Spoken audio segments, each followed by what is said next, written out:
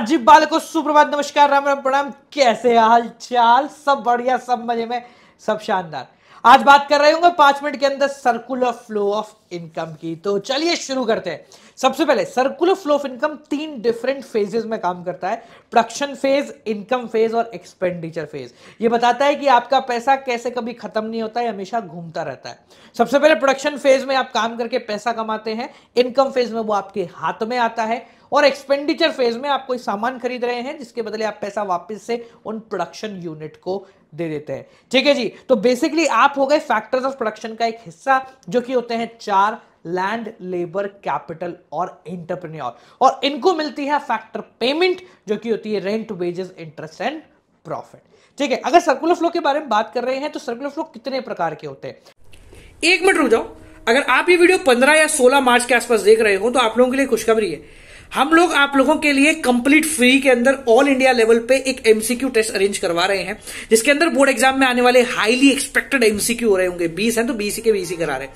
Description में उसका link है, कंप्लीटली फ्री है, कोई भी आके कैसे भी आके देख सकता है। तो जाओ और पूरी डिटेल उसके अंदर आपको मिल जाएगी। अब आप इस वीडियो में कंटिन्यू कर सकते हैं।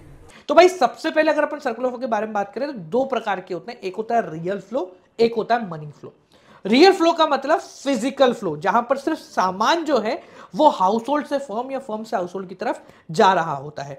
रियल फ्लो के अंदर आप फैक्टर सर्विसेज फर्म को देते हैं और बदले में फर्म आपको गुड्स एंड सर्विसेज प्रोवाइड करा रहा होता है। ठीक है जी। रियल फ्लो से आपकी एक्चुअल मैग्नीट्यूड ऑफ ग्रोथ पता लगता है, क्योंकि इसके अंदर प्राइस फ्लक्चुएशन कहीं नहीं आते। इसका दूसरा होता है मनी फ्लो, जिसके अंदर हम सिर्फ पैसे के बारे में बात करते हैं। तो हाउस होल्ड यानी हम फर्म को देते हैं खर्चा, जो कि हम सामान खरीदने के लिए करते हैं, और फर्म हमें पैसे देता है इन द फॉर्मेट ऑफ तनख्वाह, जिसको हम फैक्टर पेमेंट कहते हैं।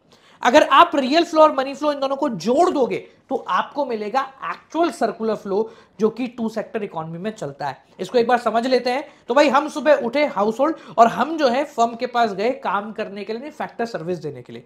बदले में फर्म ने हमें दे दी पेमेंट, यानी फैक्टर पेमेंट। उस पेमेंट को उठा के हमने कोई सामान खरीदा तो करी कंजम्पशन एक्सपेंडिचर, बदले में हमें मिल गया गुड्स एंड सर्विसेज। तो ये circular flow of income 2 sector economy में काम करता है। ठीक है। तो सर्कुलर फ्लो ऑफ इनकम के अंदर एक और सेक्टर को हम जोड़ते हैं, जो कि है आपका फाइनेंशियल मार्केट, जो कि कोई सेक्टर नहीं है, इन दोनों के बीच में एज एन इंटरमीडिएटरी काम करता है, जहां पे हाउस होल्ड सेविंग कर देता है फाइनेंशियल मार्केट में अपने एक्स्ट्रा पैसे को, और जो फर्म है वो या तो बोरो कर लेता है या फिर वो भी सेव कर सकता है। ठीक है। ये ध्यान रखना, हाउस होल्ड कभी बोरो नहीं करेगा, क्योंकि जैसे वो बोरो करेगा वो बन जाएगा firm, which is practically impossible. ठीक है। इसके बाद कुछ एग्रीगेट्स के बारे में बात करते हैं। तो सबसे पहले आता है डोमेस्टिक टेरिटरी। भाई डोमेस्टिक टेरिटरी का मतलब होता है आपकी पॉलिटिकल बॉर्डर्स, यानी सीधी बात हम बोले तो मेरे अधिकारित क्षेत्र, जिसके अंदर भारत के शिप, एयरक्राफ्ट, चाहे वो कहीं भी जाए, यही काउंट होंगे। इंडियन एम्बेसी हो गई, मिलिट्री एस्टेब्लिशमेंट्स ऑफ इंडियन हो गए, वो सब यही काउंट होते हैं। इसी प्रकार से बाहर के कोई मिलिट्री एस्टेब्लिशमेंट है वो यहां पर काउंट नहीं हो रहे होंगे। ठीक है जी। अगर अपन बात करते हैं इसका दूसरा टॉपिक, जो कि आता है नॉर्मल रेजिडेंट। तो नॉर्मल रेजिडेंट का मतलब होता है सामान्य तौर पर यहां पर रहने वाले। तो आप सामान्य तौर पर यहां रह रहे हैं और यहां पर आपका सेंटर ऑफ इकोनॉमिक इंटरेस्ट है, यानी खाना कमाना यहां कर रहे हो, तो भारत देश के आप नॉर्मल रेजिडेंट कहलाएंगे। ठीक है। इसके बाद जो टॉपिक आता है वो आता है आपका सिटीजन। तो भाई किसी भी देश का सिटीजन बनने के 2 ऑप्शन होते हैं, या तो आप पैदा वहां पर हुए हो या फिर कोई लीगल प्रोविजन के थ्रू आप बन गए हो। सिटीजन बनने से आपको मौलिक अधिकारों का वहन कर पाओगे, यानी कि आप वोट वगैरह दे पाओगे और सारा एज अ नॉर्मल सिटीजन काम कर पाओगे। ठीक है जी।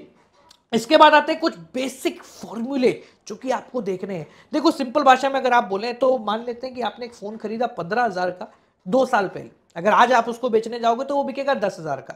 तो जो ये बीच का डिफरेंस है इसको हम कहते हैं डेप्रिसिएशन। जो आपने खरीदा है उसको बोलते हैं ग्रॉस वैल्यू, और जिस पे आज आप बेच पाओगे उसको बोलेंगे नेट वैल्यू। यानी कि यहां से एक फॉर्मूला जनरेट हो जाता है कि अगर आप ग्रॉस वैल्यू पे हो और आपको नेट वैल्यू पता करनी है तो आपको बीच में डेप्रिसिएशन को माइनस करना पड़ेगा, और उल्टा जाना है तो आपको डेप्रिसिएशन को ऐड करना पड़ेगा। डेप्रिसिएशन के कुछ नाम है: current replacement cost, replacement cost of fix capital, capital consumption allowance, या फिर कंजम्पशन ऑफ फिक्स कैपिटल। इसके बाद दूसरे फॉर्मूले पे आते हैं। तो मान लीजिए आपने सामान बनाया 10 रुपए का और बेच रहे उसको 12 रुपए में, तो जो बीच का 2 रुपए है वो कहलाता है NIT, यानी कि नेट इनडायरेक्ट टैक्स, जिसका फॉर्मूला होता है इनडायरेक्ट टैक्स माइनस सब्सिडी। तो अगर आपको कॉस्ट से मार्केट प्राइस पे जाना है तो आपको एनआईटी जोड़ना पड़ेगा, और मार्केट प्राइस से कॉस्ट पे आना है तो आपको अपने एनआईटी को माइनस करना पड़ेगा। तीसरा और अंतिम फॉर्मूला आता है, मान लीजिए आप भारत देश के अंदर रहने वाले लोगों की इनकम पता कर रहे हैं तो उसको हम कहते हैं डोमेस्टिक इनकम, और भारत देश के लोगों की, यानी कि वो लोग जो इंडिया के बाहर काम कर रहे हैं पर इंडियंस हैं, उनकी भी इनकम पता करनी है, जिसको हम कहते हैं नेशनल इनकम।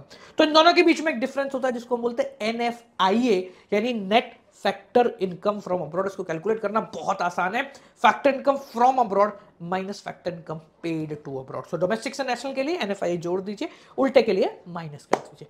तो ये 3 फॉर्मूला हमने सीखे, इससे बनता है नेशनल इनकम का बेसिक एग्रीगेट। या नेशनल इनकम का कोई भी एग्रीगेट अगर आपको निकालना है तो आपको उसको 4 फेज में रखना पड़ेगा, GDP MP, ये 4 फेज हुए। पहले फेज पे आता है या तो G या फिर N, यानी ग्रॉस या नेट। ग्रॉस से नेट पे डेप्रिसिएशन के थ्रू पहुंचते हैं। दूसरा जो फेज होता है उसको आता है डोमेस्टिक या नेशनल, दोनों के बीच में NFIA मदद करता है। तीसरा फेज प्रोडक्ट, और चौथा फेज आता है आपका फैक्टर कॉस्ट या मार्केट प्राइस। फैक्टर कॉस्ट से मार्केट प्राइस के लिए हम एनआईटी का इस्तेमाल करते हैं। तो भाई ये हो गया हमारा पूरा का पूरा रिवीजन आपके सर्कुलर फ्लो ऑफ इनकम का। ऐसा ही और चैप्टर चाहिए तो मुझे कमेंट सेक्शन में जरूर बताना। हमारे टेलीग्राम चैनल को भाई ज्वाइन नहीं किया ना तो कर लेना, क्योंकि उस पर सब चीजें आपको फ्री में मिलती हैं, और आपकी प्रॉब्लम के वीडियो सॉल्यूशंस के लिए मैं टेलीग्राम चैनल पर लाइव आने वाला हूं। तो चलिए मिलते हैं आपसे अगली वीडियो के साथ।